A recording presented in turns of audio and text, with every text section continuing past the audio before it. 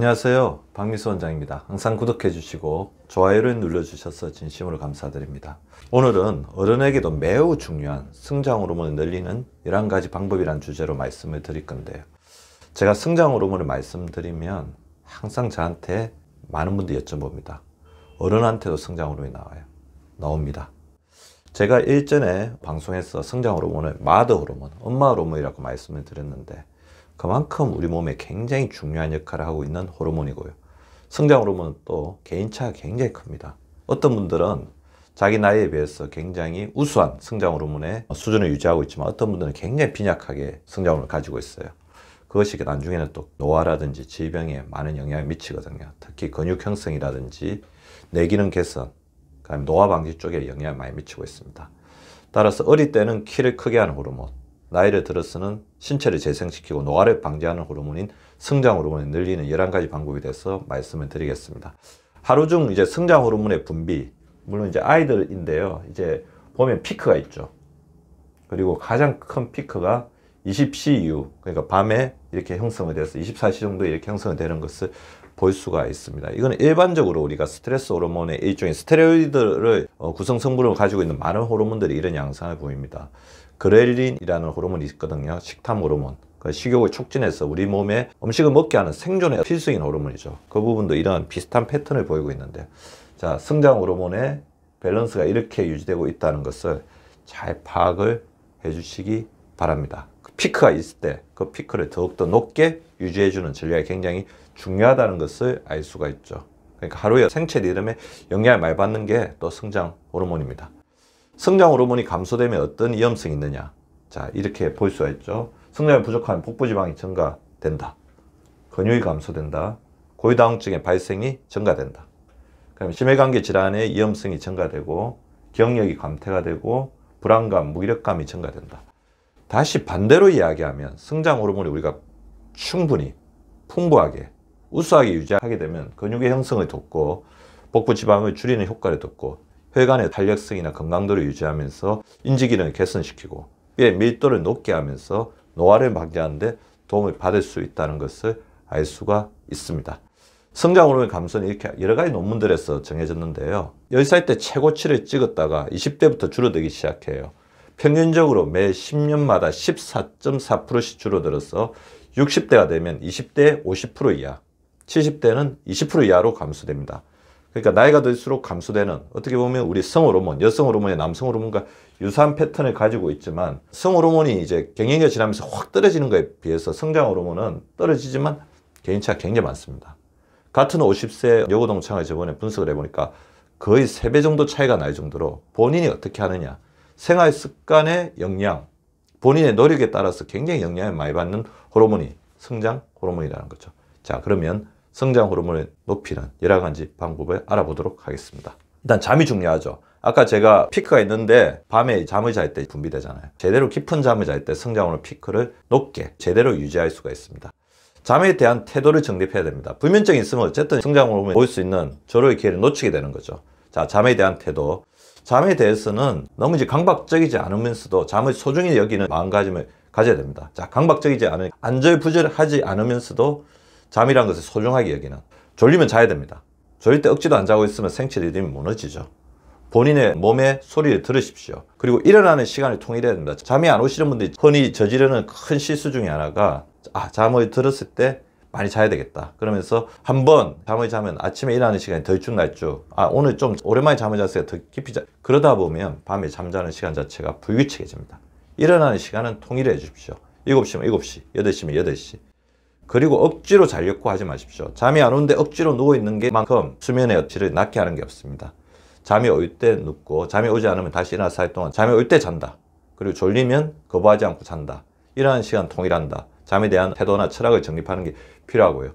수면 환경을 정립해야 됩니다. 침실을 최대한 단순하게 정리하시고 정갈하고 단순한, 침실에는 거의 아무것도 두지 않는다 그런 생각이 드는 게 중요할 것 같아요. 그리고 침실의 온도는 너무 덥지도 춥지도 않게 맞춰 주시고 편한 베개, 자기의 목에 각도가 있습니다.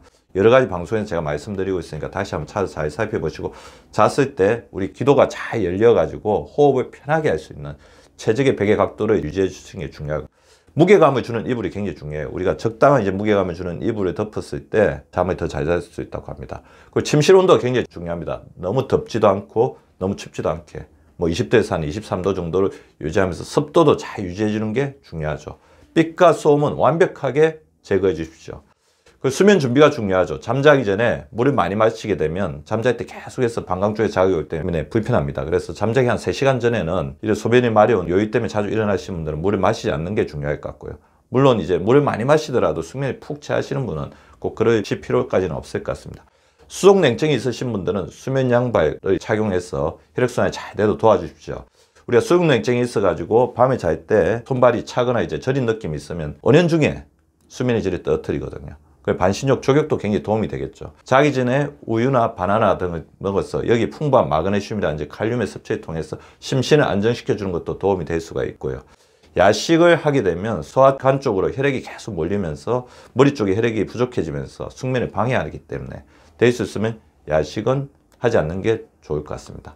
성장 호르몬의 재료를 꾸준히 섭취해 줘야 되겠죠. 동물성 단백질과 식물성 단백질.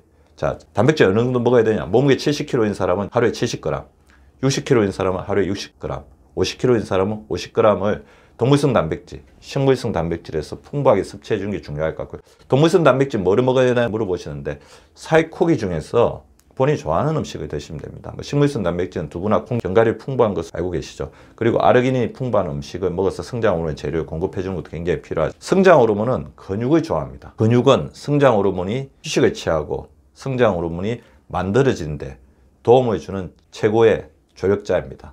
그래서 근력 운동을 통해서 근육을 늘려줘서 우리 성장 호르몬의 파트너를 늘려주시는 게 굉장히 중요하죠. 그래서 저는 시간이 날 때마다 발굽혀기, 스쿼팅, 손 허벅지 운동 이런 것들을 계속 해주고 있어요. 우리가 있는 모든 것이 운동장이 되어야 됩니다. 따로 운동하러 어떤 장소에 가지 않더라도 자기의 생활 공간, 작업 공간을 운동장으로 만드셔야 합니다. 그리고 성장 호르몬은 지방을 싫어해요. 왜냐하면 아까 제가 말씀드렸죠. 지방을 분해하는데 성장 호르몬이 소모되기 때문입니다. 너무 많은 지방, 너무 많은 내장 비만이 있으면 그 자체가 성장 호르몬이 떨어질 수밖에 없는 조건을 만들어낸다는 거죠. 따라서 적정 체중, 적정 지방량을 유지하는 게 굉장히 중요합니다. 성장 호르몬은 가식하면 빨리 소모됩니다. 소화하는 데 성장 호르몬이 사용되기 때문이죠. 가식하지 않는 게 중요하죠. 배가 약간 출출할 만큼 절식해 주시는 게 필요하고요. 성장 호르몬이 가장 싫어하는 게 스트레스입니다. 왜 그러냐면 스트레스 호르몬이 만들어지는 공장과 성장 호르몬이 만들어지는 공장이 같아요. 스트레스 호르몬을 막 만들어내다 보면 성장 호르몬이 덜 만들어지게 되는 거죠. 자, 생각 중지 훈련. 눈을 감으십시오. 머릿속이 복잡해질 때만 눈을 감고 생각 스탑, 생각 중지를 외쳐주시기 바랍니다. 그리고 자기를 존중해야죠. 지금 힘들지만 시간이 지나면 괜찮을 거다. 내가 이러는 건 당연히 이제 그럴 만한 이유가 있다. 내가 지금 이렇게 걱정하는 것은 다른 사람도 이렇게 걱정하고 있을 것이라는 것. 스트레스를 자기에게 너무 주지 말고 자기를 사랑하는 마음을 가지셔야 합니다. 성장 호르몬 친구가 있죠. 세로토닌과 옥시토신입니다. 행복 호르몬과 스킨십을 했을 때 나오는 다른 사람을 사랑하는 호르몬입니다. 10피 10칭, 하루에 10번 웃고 하하하하 10번 칭찬하십시오. 다른 사람을 칭찬하면 칭찬은 고래를 춤추게 한다고 그러는데 자기의 호르몬을 강하게 만들고 성장 호르몬을 더욱더 강하게 만들어줍니다. 성장 호르몬은 혈액순환을 굉장히 중요하게 생각해요. 혈액순환이 되지 않으면 성장 호르몬이 잘 만들어지지 않습니다. 그래서 가지고 있는 고혈압, 당뇨, 고지혈증이 있으면 잘 관리해 주시고 충분한 유산소 운동, 그 다음에 제가 항상 말씀드린 손 트고 발을 트라고 했죠. 충분한 수분 공급을 통해서 혈액순환이 잘 되도록 해주십시오. 고혈압, 당뇨, 고지혈증이 있으신 분들은 생활습관 개선과 우리 주치의와 상의해서 약물 처방을 통해서 그것을 잘 관리해 주셔야 됩니다. 성장 호르몬의 식사 원칙이 있어요. 탄단지, 탄수화물, 단백질, 지방 4대 4대 2 균형 잡힌 황금 비율의 식사를 해주셔야 되고요. 천천히 식사를 하셔야 됩니다. 아까 제가 가식하거나 빨리 먹게 되면 성장 호르몬이 많이 소모된다고 그랬죠. 천천히 거꾸로 식사법. 밥 한 번, 반찬 한 번이 아니라 채소 한 번, 비채소 한 번, 밥 한 번, 채소 한 번, 비채소 한 번, 밥 한 번 이렇게 드셔주시기 바랍니다. 성장 호르몬의 원료물질, 아르기닌이 풍부한 음식은 달걀. 그래서 저는 이제 저희 병원에 오시는 분들에게 어떤 단백질 섭취, 육류 섭취가 힘들다면 계란 하루에 1개에서 2개를 드십시오. 그리고 호박씨나 견과류를 드시면서 동물성 단백질과 식물성 단백질의 밸런스를 맞춰주고 아르기닌이 풍부한 음식을 먹으면 성장 호르몬이 잘 만들어진다고 말씀을 드립니다. 자, 다시 명심하시겠습니다. 성장 호르몬 올리는 3가지 핵심. 근력운동, 허벅지를 강화시키는 손허벅지 운동이나 스쿼팅을 해주시고, 단백질, 동물성, 식물성 단백질의 밸런스를 맞춰주십시오. 아르기닌이 풍부한 음식, 금방 제가 말씀드린 2가지 음식을 주에서 드신다면 성장 호르몬이 여러분을 노화와 질병의 굴곡으로부터 지켜드릴 것입니다. 구독과 좋아요는 박미수 박사 TV를 지속시키는 생명력입니다. 많이 구독해 주시고 좋아요를 눌러 주시기 바랍니다. 항상 감사드립니다.